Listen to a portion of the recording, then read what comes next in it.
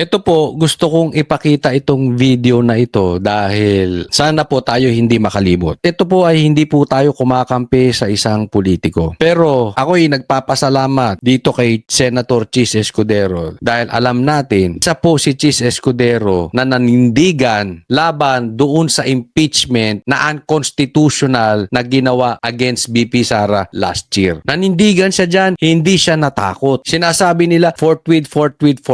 Ang sinasabi ni Chis Escudero, unconstitutional yan. Hindi po ganyan ang pagkakaintindi ng forthwith. Bottom line, hindi po umabot ang impeachment sa Senado. At laun-launan, katapos-tapusan, diniklara nga ng Korte Suprema na unconstitutional. All along, tama si Chis. Isipin ninyo kung hinayaan lang ni Chis yung basta-basta, mag-aalat, Tito Soto siya na gusto nang gawin kahit unconstitutional. Tuloy-tuloy na yun. Kahit ideklara ng Korte Suprema yun, ang dami nang nasayang na oras. Kahit ideklara ng Supreme Court na unconstitutional yan, dami nang nasayang na oras at hindi natin alam. Baka mamaya, maging ito pa ang simula na bastusan na ng ang gagawin ng Senado patungkol sa mga constitutionality, lalong-lalo na sa impeachment dahil hindi na nila re-respetuhin ang Korte. So hindi na tayo mabot doon, isa po doon ang nanindigan si Chis. Kaya po ako naniniwala na matapang tong mama na to. Bagamat, ito alam naman nyo, binanatan din natin yan yung nagpaka-gentleman lang, nagbigay siya nung champagne noong kay Lisa. Pero nakita natin nanindigan siya. At hindi lang yan.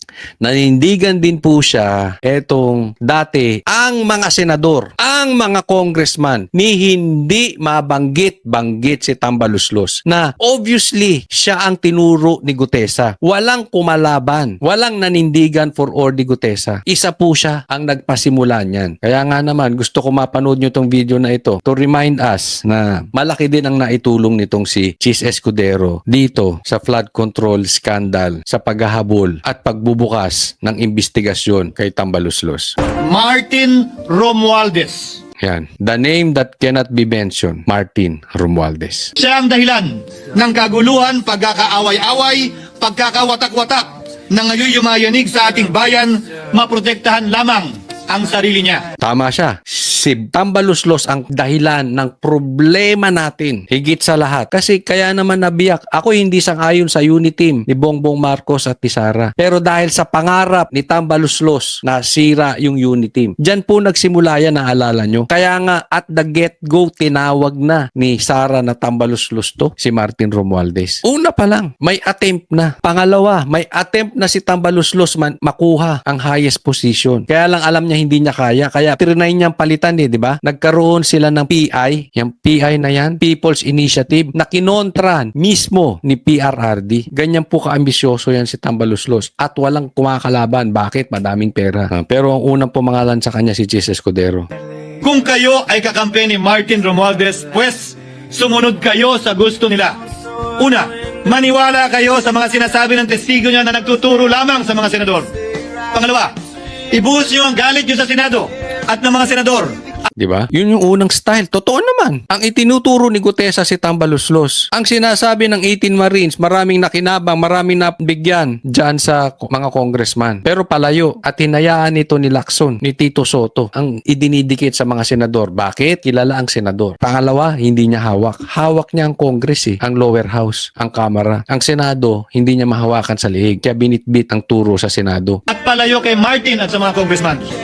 Pangatlo, pagdudahan at sirain niyo si Sergeant Gutesa na bukod tanging hindi nakinabang at walang bahid at hiningi anumang kapalit sa pagsabi ng katotohanan. Tama ba o mali? Nagsabi si Gutesa ng ebidensya, nagsabi siya na naghahatid siya ng maleta. Tama ba yung sinabi niya na siniraan si Gutesa? Tama ba yung sinabi niya? Ako naniniwala, tama. Imbis na tinulungan si Gutesa, ang sinilip ng CCTV, si Lacson, sinilipan pa si Gutesa. Imbis na inimbestigahan yung maleta na hinahatid, anong ginawa nila Lacson? Ang sinilip yung notaryo ni Gutesa. Nakita nyo?